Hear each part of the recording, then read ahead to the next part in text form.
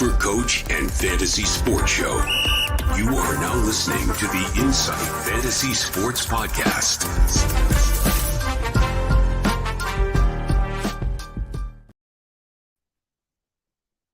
Good evening, everyone. You are listening to the Insight Fantasy Sport Podcast. This is your host, the Supercoach Hawk, Rob Kennedy, sitting here. I told you he would be back in the hot seat. My mate, Mickie, the big horse. How are you, buddy? Robbie, how you doing, brother? And ladies and gentlemen, boys and girls, children of all ages, the big horse is back to give you what you need to score large again. Again, it's a ripper round coming up. Brisbane Carlton start off tonight. I reckon it could be nearly be match of the round. I think so too, absolutely. And I hate when I do my tipping. I hate when I don't get the Friday night or the Thursday night game, the first game. But I've flip-flopped on this one so many times. Where are you sitting? Where are you sitting at the moment? Who you got? Yeah, I'm going Carlton just purely because Rich Zorko are out, which potentially means we're going to look at Wilmot potentially going to a halfback flank and doing what he did in last year's final series, which is a reason why I've kept him for another week. But their running drive is probably a little bit hampered. Look for Caden Coleman to go large for Brisbane off a back flank tonight. But when you're looking at Carlton, they're huge inside. They're all 6'2", 6'3", 6'4", big body midfielders. Inside at Marvel, dry weather footy. Look for them to get up by, I reckon, 3 to 4 goals. Yeah, I like where your head's at. Before we move on from there, everybody throw your comments in, ask your questions. This is the time. This is deadline. You're coming up to trade period. We're coming up close to the game. Ask us what our trade thoughts are. Who are your VC and your C options? We are here to give you as much insight and much advice as we can. So make sure you go and drop your comments in. If you haven't clicked subscribe, now's the time to do so as well. You do not want to miss anything and any of the content that we have coming up, especially as we get closer to the bye rounds. It was a tough one for trades this week, though. It was a really tough trade week for me. I am denied with a lot of different moves this week. I feel very comfortable where I'm settled. What about yourself? Did you feel like you had a few little different decisions to make here or there? Yeah, I did. I'm on an R-ing with Maxi Gawn and Jack Steele. So they've both got relatively high break-evens where they could drop even more cash. So next week could be another week where I'm going to use another boost. Ryan, he's at his best again, isn't he? But this week, I'm taking a bit of a punt on a past premium to get me back up the ladder, so to speak. Has Ryan? Why I got to ask why Ryan's changed. I'm assuming this is Ryan Hamo. Why has he changed his last name? Is he tired of people knowing who he is? Ryan Parry. Yeah. I'm intrigued. He's kind of a big deal, isn't he? I have to say here, I disagree. And I did disagree with Ryan this morning. I said me and Ryan had a little bit of a back and forth chat this morning. We went, he came and asked me my opinion and I asked for his, which was good insight.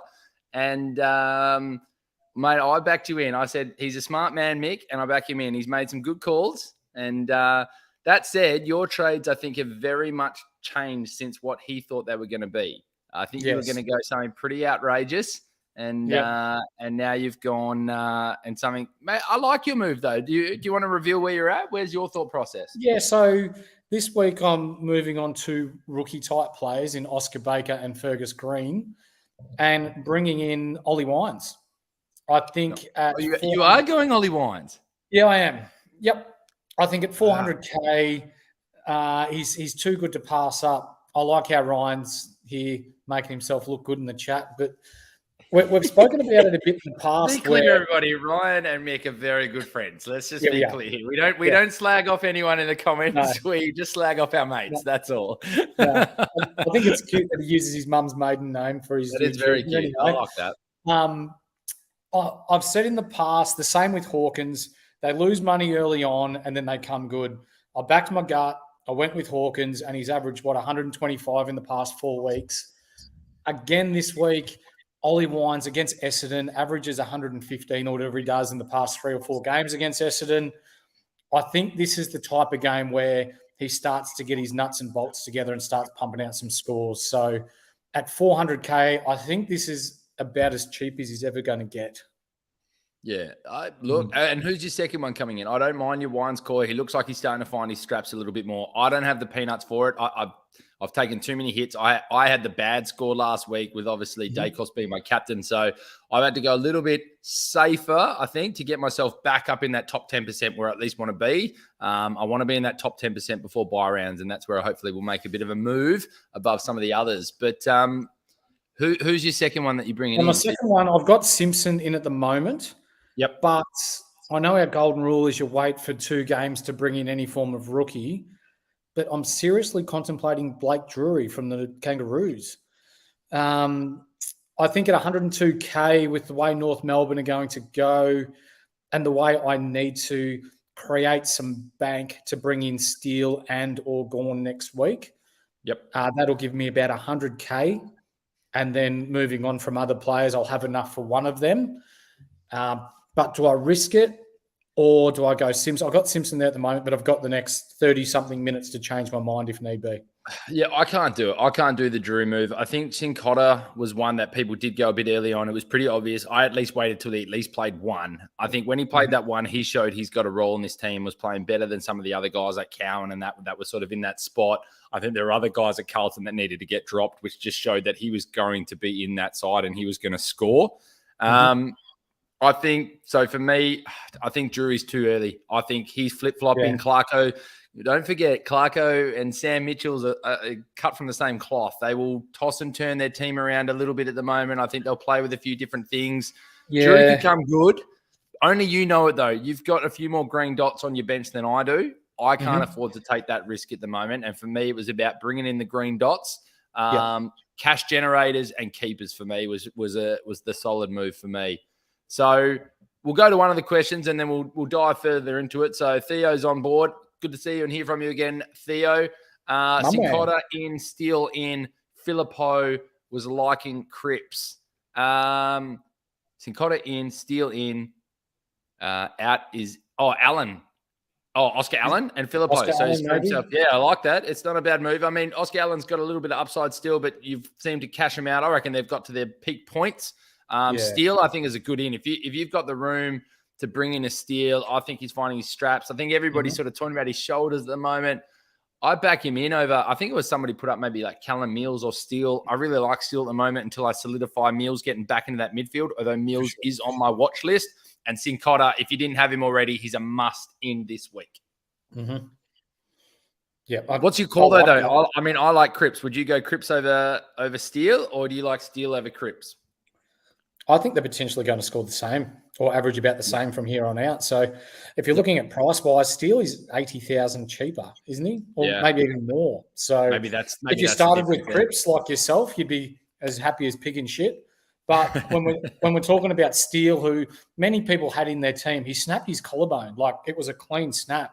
And to come back so quickly, it took him one game, but then his tackling pressure is back to where it was. He gets monster numbers by his tackle numbers. If he backs it up again this week and pumps out his 120, 130, it's going to be hard for me not to bring him in. So I like that. Yeah, I like the Steele move a lot. I think it's a really good call. I like Paddy Cripps. I'm happy with Paddy Cripps. So I think you're right. I think it's really good advice, strong advice. That being said, $1 million question. I reckon it's going to come up a lot. You've already mentioned one of the names here as well. So I think Sincotta is a lock. If you don't have Sincotta, you bring him in. So let's just push him aside for the moment. He is right there at the top as the number one player that you should be bringing in if you're doing a downgrade. For me, everybody's been talking a lot about Angwin, Simpson, Teakle. To me, they've been the three. Well, I think it's been a lot of people have just been. Let's start with the first two, Simpson and Angwin. What are your mindsets on the two of them, and where do they sit for yes and no's for you? Simpson's got better job security for me. Agreed. Until Stengel comes back, and Gary Rowan's hurt at the moment, so that's why I'm leaning that way at the moment. When you're talking about Angwin, I think he's the first one out when GWS make a move. So even though he's 40K less than Simpson, I think that's a massive move and not one that I'm not willing to take, because you may end up with a 30, 40 grand price rise, and then you've got a dead rookie on the bench. See, for me as well, his price rise isn't even enough. So you do the math right now. I get it that it's 40K less, but if Simpson's likely to have more of a a 47K like price rise, and I think Angwin's sort of set for maybe like a 23 grand. You do the math. It's like, I'm still happy with what I'm doing there, and the move, the job security, I agree, is 100% better. So for me, the Simpson, I wanted nothing to do with Angwin. For me, it was he never really came into my consideration, other than if I was like, oh, do I really want to make this third move? I can if I go Angwin over Simpson, but I really hated seeing Angwin coming into my side. I think he'd be, as you said, first person out the next time that they make a move. So for me, it was a no-brainer. I've gone with Simpson's come in, and so has Clayton Oliver. Thank God I finally got him into my side. And out goes Mackenzie, and also out goes, I've just had one little mental block. I think I went with, who did I end up going? Because I've undernard with a few of my DPPs. I ended up going Mackenzie. Oh, Mickie is done for me. I think he sort of hit his peak powers. Did a job, got me the cash that I needed. So Michael Laney goes out, Mackenzie goes out, and Oliver and Simpson has come in. It's actually left me with a really nice balanced team for this week as well. I've actually got a few little mini loopholes that I can put on my bench this week. And for anyone, I know we get a lot of diehard fans that sort of come on and listen, but for anyone's fresh, finding those loopholes on your bench where if you've got a dead rookie, you can, for example, on this game, I've got Wilmot sitting on the bench with the emergency sticker on him. I've also even put Sincotta with the emergency sticker on him in the back line. And therefore, if they have ripper games, two of my dead rookies come in for someone like an Oscar Baker and a Ruben Gimby, and I'll take those two scores or one or the other. So I kind of like that I've got the ability to make that move this week. Obviously, that won't work out every week, but yeah, it's really nice balance for me. I like where that sits, and man, every team looks better when you have a Clayton Oliver in it. Doesn't it? I think I'm lucky enough to have a Liberatore come off the bench after the 1 week hiatus with his concussion as well. So it's kind of like I've added two primos. I just feel a lot better about my team this week. He's good. Hey, I've just got a message here. We're going to send a shout out to Jack and Kyan Chisnell. So Jack goes to Paxson Hollow Middle School in Philadelphia, and Kyan goes to Marple Newtown High School in Philadelphia. So they are the son of Guy Chisnell, fantastic country football player in Victoria. But their grandfather and Guy's dad, Peter Chisnell, played in the 1971 North Melbourne Premiership team. So to the Chisnell family, g'day from Australia. Thanks for tuning in. Thanks for your support. Love that. I love that. I love that we're hitting a few different angles, a few different people. We've been getting a lot of younger listeners, which has been really cool as well. It's great to see the sort of next generation coming through, getting involved in some Supercoach. Can't wait for the day. And I point over here because my little fella is over munching down on some sausage rolls right now. So I'm doing a bit of daddy daycare tonight. So we'll see how he goes. Can't wait to get him involved with sport or Supercoach or whatever it is. Can't wait for those moments, but we'll see. But yeah, massive shout out to them. Let's have a little chat then. So where's your team sitting in the way of your vice captain and captain options? And again, anyone, if you're listening, throw some chat in there. We'll probably be on for the next sort of 15 minutes or so. Get the questions in there. We're happy to answer. Yeah, I've just got to load my app so I see where we're going to. Oh, that's all right. Well, I'll tell you, mate. So for me, with Clayton Oliver coming in for me, he's sitting there with the VC option for me. The tough one for me is the captain option. The other VC possibility, and I'm intrigued on your opinion on this one, was what's your thought process on even a Tim Taranto getting a VC playing against West Coast tomorrow, the earlier game? I think he's primed to go really big this week. At the MCG against West Coast, they are terrible. We know this. But the Tigers have dropped Saldo, is that right? Yeah, I heard that. Yep, I read that as well, that he's not playing. So yeah. Does that mean they're just going with Samson Ryan? I would assume so. Miller is obviously still there as well. So, yeah. Interesting. Okay.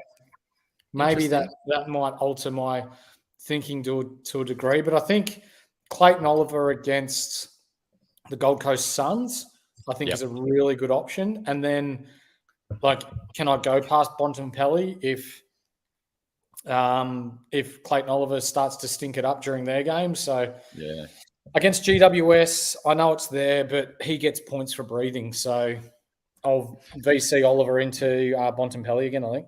Yeah, I kind of like it. I mean, there's a part of me that would really love to go Taranto to go something different. Again, this is probably safe round for me. So it's kind of Supercoach 101, I think, for me this week, to make sure I give myself every opportunity for the best score possible. So I can see myself going Clary. I can see myself putting the C on Tim English to bounce back after a bit of a quieter game last week against GWS again, going up against a Flynn.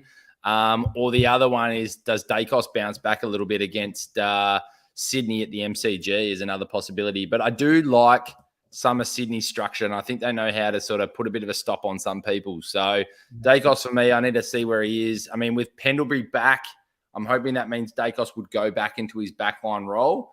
And maybe a few people are a little bit nervous about what he did last week. So we will see. Hopefully, if Clary has a big game, that doesn't need to happen. Yeah. So Ryan's tuning in, and I love Ryan. So he's putting it on Dunks tonight because he can't loophole. We did talk about this today. So he's putting it on Dunkley. It's not a bad loophole option for me. Dunks always puts up a decent score. He could break out and have a really big one under the roof. Can't loop on anyone for Saturday, Sunday. Interesting. I wonder who his loops are. So he's just doing the straight move. So I have seen his team a little bit. He's put himself in a pretty good spot. I won't lie. I don't like giving the guy too many compliments, but for a flog, he's doing all right. It's good. It's good. Mate, where's your let's go through. There's also some premiums who are sort of starting to get on the bubble a little bit. And I'm intrigued to sort of hear your opinion on this. I'm sort of just bringing up a few little informations that I've done. Let's start in the back line. For me, a little bit of the buy-sell approach. People might be out there starting to have a look that haven't looked at those premiums that could come in. James Sicily still sitting with an average of 103. He's got a break-even of 77 this week. And then you've got a Jack Sinclair who's an average of 101 with a break-even of 95. Now, both of them are at 540 and 542. If you had to pick between Sis or Sinclair, who are you going? Probably Sicily, but I wouldn't be comfortable doing it because it's Hawthorn and what Sam Mitchell's doing this year. Sinclair's got over 104 games in a row now, so he's starting to hit his straps. But Sicily, I think, has got a higher ceiling with the way that he scores and his ability to kick long goals. Yeah, but Sicily, if I had to pick one right now, but long term, I'd feel more comfortable with Sinclair on my side. Only because like St Kilda, they're looking to play finals, so they're looking to play their best side every week. Hawthorn aren't. Yeah. I wonder when that time comes that does Sis get another run in the midfield at some point? Remember those last couple of games last year? He went in the midfield and that's absolutely exploded getting the footy. I wonder if Hawthorn have a little bit of a crack at that. I don't think they will. I think they've got a lot more midfield depth this year. I mean, I even saw Will Day get named on the halfback flank, so I really hope that's possibly not happening, but we'll see how we go. But, yeah, they've got plenty of midfield depth, and that's where they can only play, but it'll be interesting. But, yeah, I don't know. I'd have more confidence in Sinclair, knowing the role that he's playing and what that sort of looks like. But, yeah.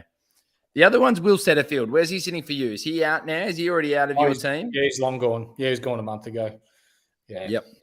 Do you think he has the ability to sort of still hold that 90 average, or is he really just dropping down now? Yeah, I think he's dropping down. Yeah. So as a Bombers man, why? Where's that happening? He's handy because he's a negator, but he's not really getting much of his own ball.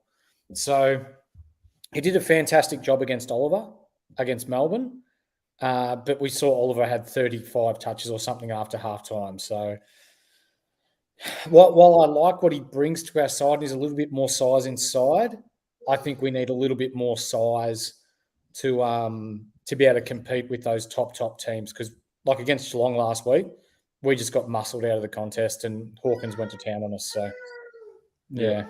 There's a good chance. I'm gonna ask you one more question, then I'm gonna go feed the line a little bit more. You go do that, and I'll run through the games, mate. Go for it.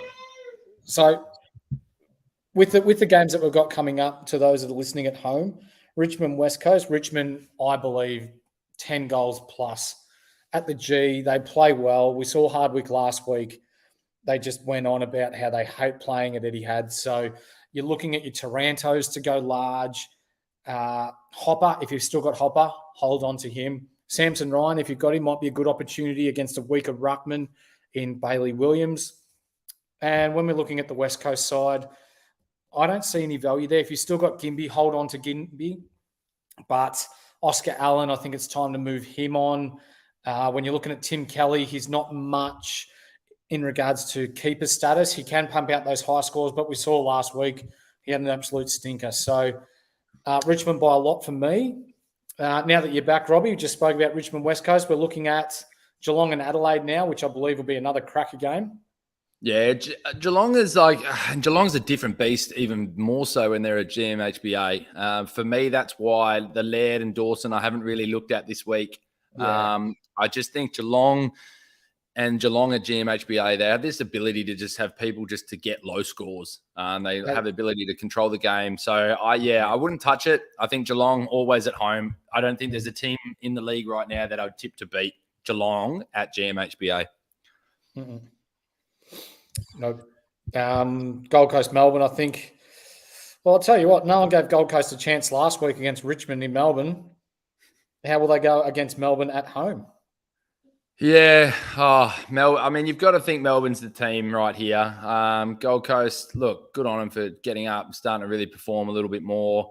I like Melbourne in this game. No Took Miller. That's the kind of guy you need when you've got someone like a Clayton Oliver and a Petrarca. But I tell you what, Anderson and Rao, massive talking points again. We've been talking about them a lot as that round 15 type option. I know in Fantasyland, a lot of people have been talking about Fiorini. Fiorini, be careful. He didn't actually take the Took Miller type minutes. He went more out on the wing. Swallow is the one who went into the midfield a little bit more. Interesting to see Lockie Weller lose his job this week. What I do want to bring up is Sam Flanders is back and touted to play midfield, where he scored really well in preseason. So he might be a watch this space.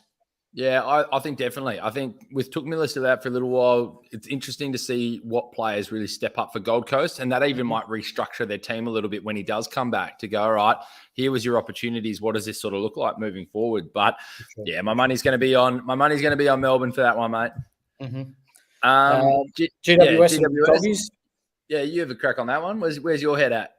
It's always close with these two teams up there. For the last 5-6 years, it's always a couple of kicks, a kick.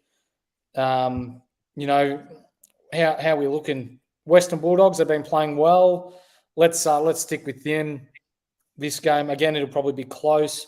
And again, if Oliver shits the bed, I'm going with Bontempelli as my captain. So, are these two of the teams that when you read their list, and like I may be speaking for myself here, have we overrated both of these lists or both of these players? Because I still think they have quality lists, but they are not putting the runs on the board, especially more GWS than the Bulldogs. Bulldogs are starting to find their straps a little bit. But when you look at the list, you can just run off without even thinking quality player after quality player after quality player. At what point do we stop saying Whitfield is elite? Do you know what I mean? Like, what's he done that's truly elite in the last couple of years? I think he's elite. I think he's wonderful by foot and all those types of things, but guy hardly gets the footy anymore. They're just not performing. Where's your thoughts with these two teams? Because I think their lists are quality lists, but they're not performing. Yeah, I put Western Bulldogs up there with Carlton in regards to great Supercoach scoring teams. So with Western Bulldogs, you've got McRae, Liberatore, Bontempelli, English. The list sort of goes on with who can score really well. GWS, if they don't get anything out of Kelly, Canilio, Green, or both Greens, where are they getting their scores from? So, like GWS, is it, or Haynes, hopefully, because I have Haynes, but, outside of those 5 or 6 players, like they're too heavily dependent on these players.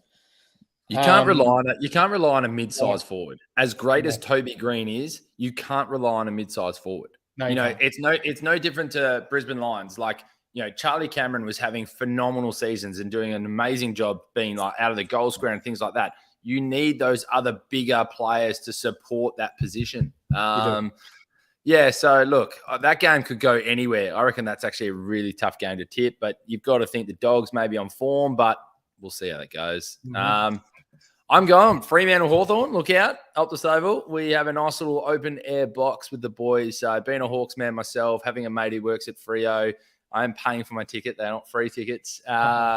But my other close mate is a Hawks man. This is a clear your schedule anytime Hawthorn comes to play Fremantle.